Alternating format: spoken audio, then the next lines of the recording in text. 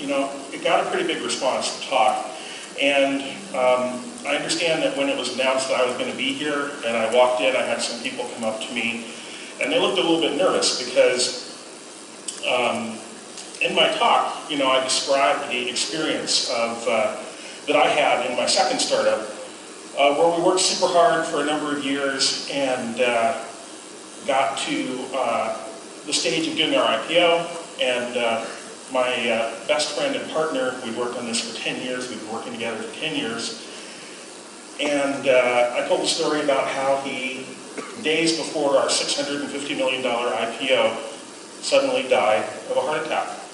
Guy in perfect health. And it was a pretty dramatic experience and pretty transformative and changed how I think about startups. And so in doing that, last year I went and looked, and there were some tweets that came out like, let me see, I'm trying to advance, but it's not advancing.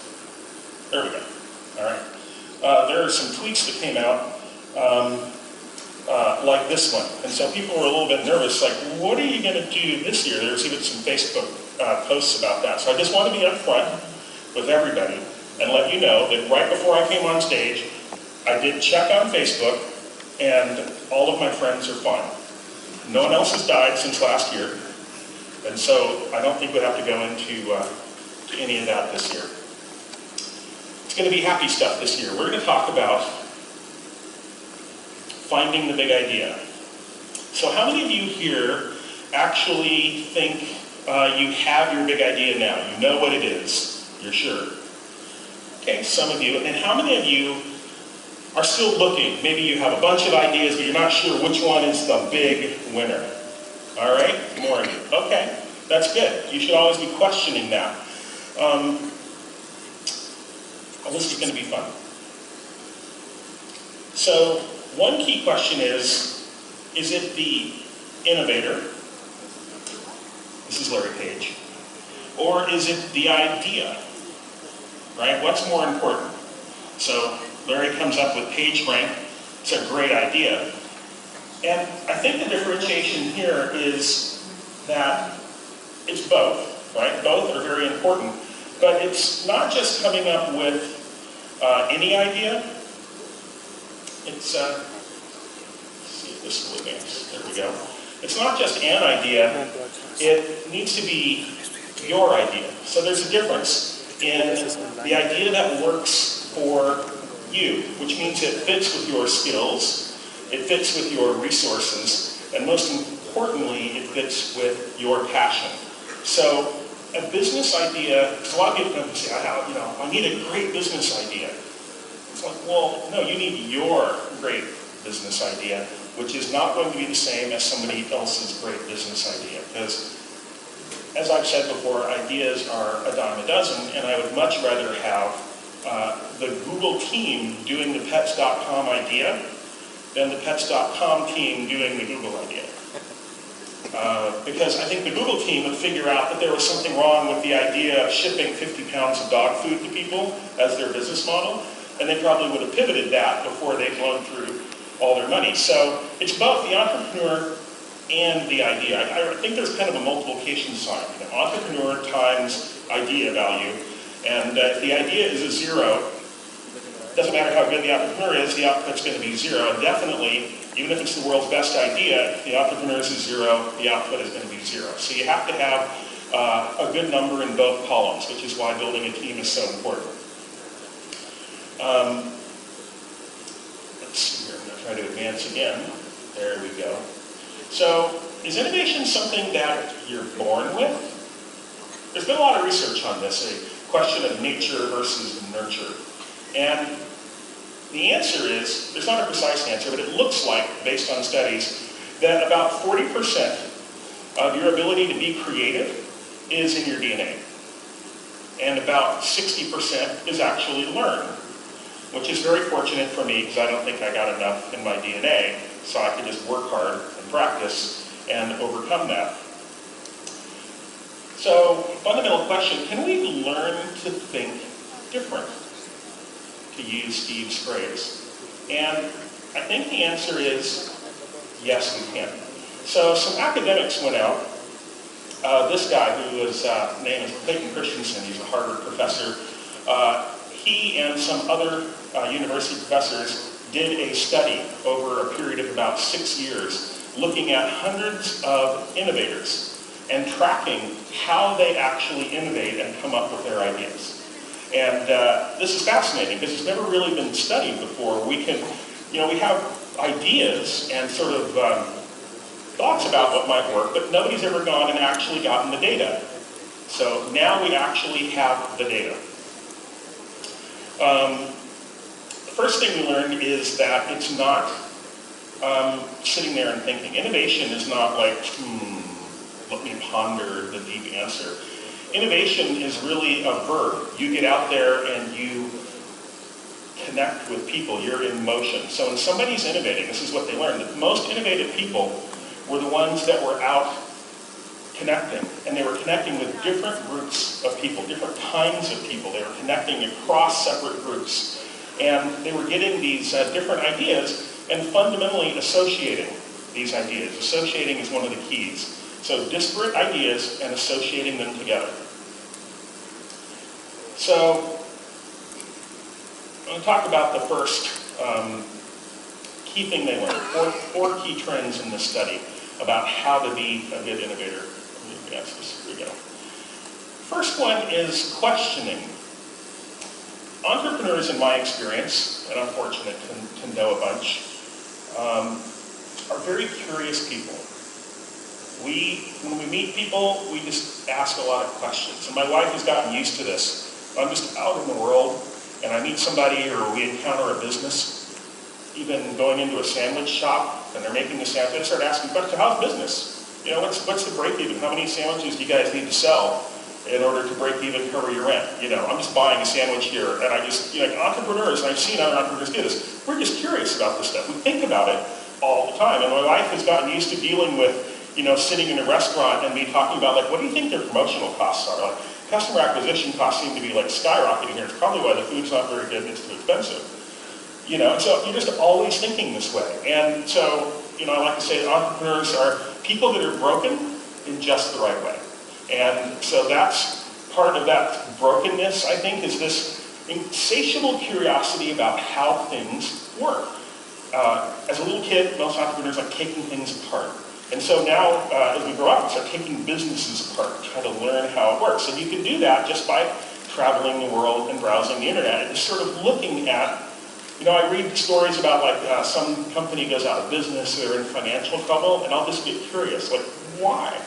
And I start browsing and trying to find the answer. And this starts informing me about their marketplace. And so I think questioning is really fundamental. And I want to throw out an idea for you guys to think about, which is, as you explore different concepts for your business, and you get to the point where you think you're narrowing in on something, and you think, this is really interesting. I want you to go out and question people who are your potential customers, and I want you to go out and question people that might be your competitor. Go look at those businesses, call them up, sign up for their service, and go through the experience of being a user. But there's another group that you can question that's important, which is all of your peers. Having that diversity of peers is really important. And I'm a big proponent of not keeping your idea a big secret. I don't think you have to buy a billboard and put out your idea, but I don't think there's any reason, if there's somebody in front of you that may have input or experience and be able to help you, it is much better to put your idea out there. Because I go out and talk to a lot of entrepreneurs and people come up and say, Mark, you got this great idea. And I thought, oh yeah, what is it? Well, I can't tell you, it's secret.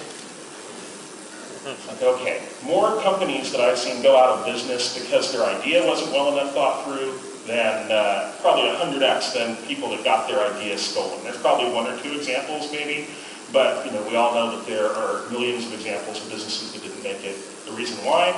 Not enough data. So if people are willing to give you input, it's important to try to capture that input. So I'll give you another tip of a place to go to get input that really works great. And I do this all the time. I'm always thinking about businesses. I have a day job now. I sold my last startup to Adobe, so I work at Adobe now. But I'm always thinking about, wow, there's so many opportunities out there. It's never been a better time to be an entrepreneur. So I kind of do like little experiments and I sort of look at things. And one of the things I found that is super useful is I'm looking at a business. Most ideas have been done to some extent in some form. So I might be thinking about something that's different than what was done, but if I go and do careful research, I can usually find that there was some company that tried to do this. And a lot of times, because most startups fail, it's a failed company. Maybe they went and raised money, and they tried for a few years, and they failed. And now they've been out of business for a year or two. So I kind of go read everything I can. Like, well, what was their idea, and how is it different than what I'm now thinking about? And what can I learn from their lesson? You can take this a step further. I go on LinkedIn, and I type in the company name. And I find people that used to work at the company that's now out of business. They have their resumes up there, they list, stuff, and I contact them, call them up. Say, hey, I'm thinking about a similar kind of business, and I'd love to go buy you lunch. And in some cases, I've flown across the US just to have lunch with somebody. And for the price of one plane ticket and that lunch, I learned from the head of sales of this company that tried for 3 years and spent $10 million of VC money. I learned that $10 million lesson for the price of one plane ticket and lunch, right? And so this is something you can do. Find that company, you can email them. Because a lot of times, they went through this painful experience of working really hard, trying to figure it out. They didn't quite make it. They're like willing to help. They're like, oh, you're thinking about this space, how cool. And they keep emailing me, I bought something else, and hey, I ran into another guy that used to work there, he could help you. And so I'm getting all this information. I'm basically benefiting from the tuition. I'm getting the lesson for tuition that somebody else paid. And it's amazing what you can learn. So that's questioning. It's good to ask questions. Entrepreneurs always asking questions. In fact, here's an interesting thing. When you sit down and talk with a customer, I encourage you to set a timer, 15 minutes.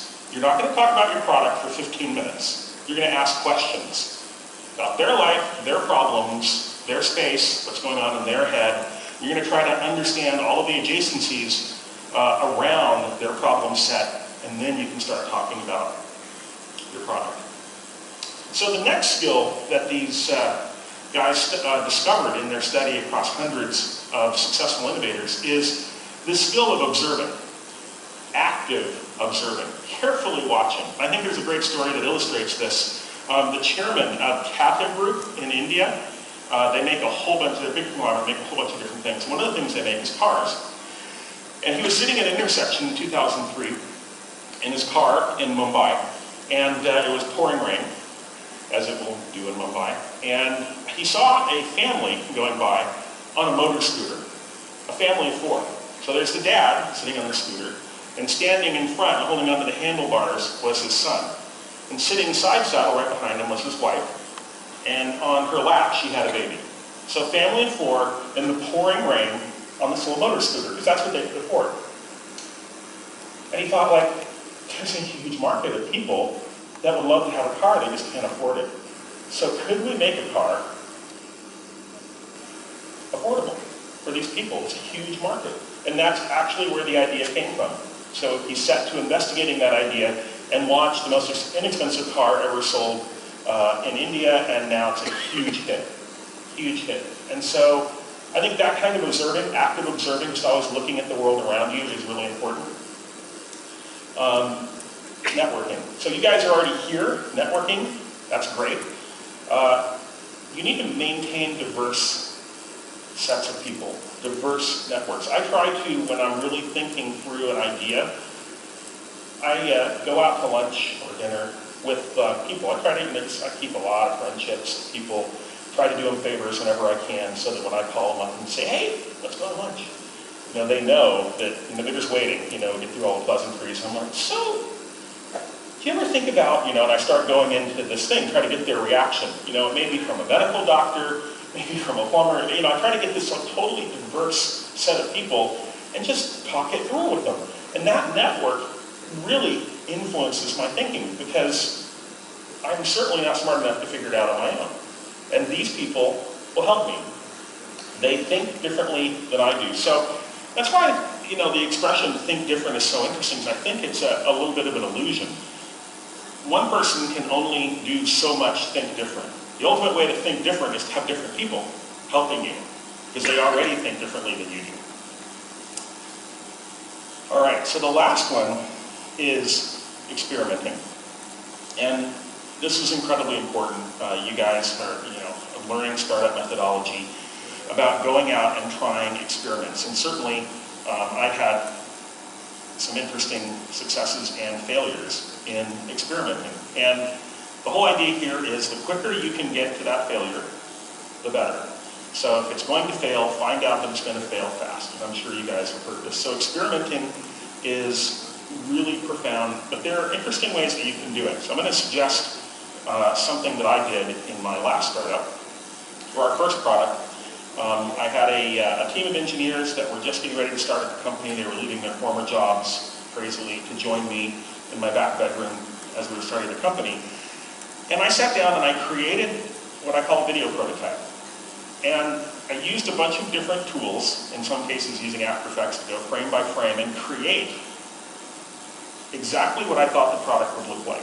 So it's a video of the product actually working.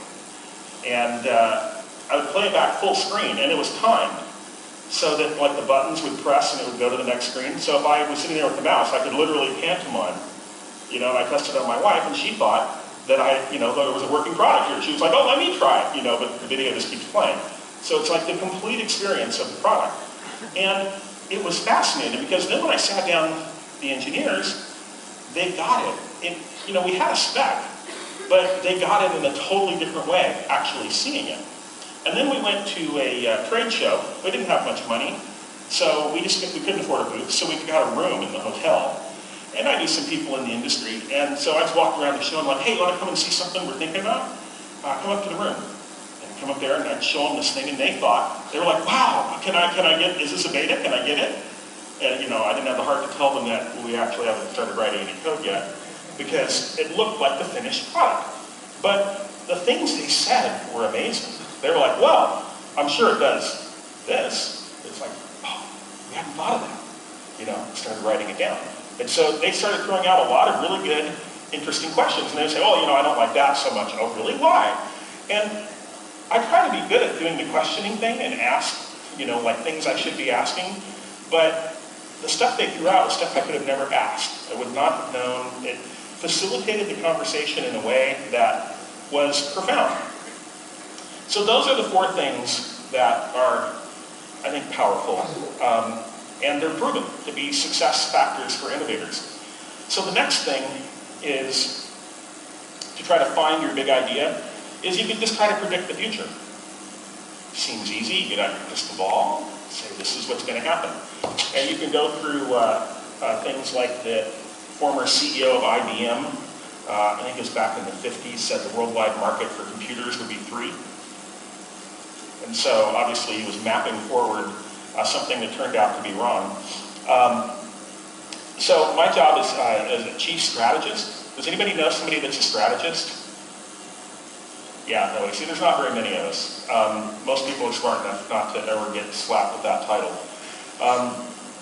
But those of us that are strategists, we try to hang together. We have a little strategist club, and we get together, and we also have a strategist comedy club, and we go out, because there's only one strategist joke in all of technology, so we just hear the same joke over and over again. Do you guys want to see it? Yeah. Now, if you know any strategists, you're going to know that the joke's not that funny. It's kind of slow, but here it is. Build. Click. There we go. It's slow. It builds slowly, okay? See, strategists use trends. Probably too much. So we just take what's happening today and we extrapolate it forward and say, there's your future. Doesn't work very well. This guy, I think, should have been a strategist. He's an American baseball player named Yogi Berra. And he said something truly brilliant. It's hard to make predictions, especially about the future. Often they're wrong. So we end up with things like this. The flying car, which we still don't have. And this was in 1944. and they were projecting what the world would be like in 1961. And you'd have a flying car like this, right? Turns out that it didn't actually happen that way. So let me apply that to some other technologies. You guys know this QR codes, right? How many people using QR codes? Use QR codes? All right, a lot of you, cool. So QR codes are pretty neat. But I happen to believe, as neat as they are today, they're not a long-term trend. So people are using them, like putting them on the sides of buildings, which is a weird way to geolocate. You can use it to try to just find friends by putting it on your shirt. Some people make a big commitment to the QR code technology, as they're big believers that this is going to really hang around. And I think they're going to be a little bit disappointed, but nothing matches this guy. He actually put a QR code, planned it before he died, put a QR code that links to a website with information about his life and everything actually on his tombstone. And I just think that when his descendants come 50 years from now and look at the tombstone, they're going to be like, what is that? Weird. I don't get it. Is it a crossword puzzle? I don't know. And because I think the QR codes are going to fade away. Why? Well, because I think we have things like near-field technologies and just plain image recognition. We won't need this specially encoded image pretty soon. In a few years, let's imagine that our phones get way more sophisticated. They can know what we want to go to without us having to give them this weird binary code. So I kind of wouldn't make a big bet here. So taking that a little bit forward, you can think about trends in the industry. And I made this chart because I like to look at it and try to think about where these things are going to intersect. So this is like the periodic table of elements, but I'm taking trends that are out there that I think are influential, and I'm combining them together. So for instance, you could take up there in the corner like social plus mobile plus location. Think about that, you might end up with something like Foursquare. And so you kind of think about these as building blocks of things that are going to evolve and put them together. And I think that can be a pretty useful way to try to think about the future, particularly when 2 or 3 of these things are on a collision course. I think there's opportunity to be found there. Now this is technological. Typically, the biggest disruptions and the greatest value creations happen when you have, at the same moment, a big technology disruption, like one of these things, and a business model disruption together. That's typically in an industry where enormous value gets destroyed and created. It emerges in a new form, and that's an opportunity for small companies to move quickly and capture that new value as it emerges. So you can, there are lots of examples of this happening historically. And so kind of drawing out a map of how business models work and a map of how the technology works and trying to find those intersections is a pretty interesting way to start off a brainstorming session, to try to find that future thing. So in closing, I wanted to share with you guys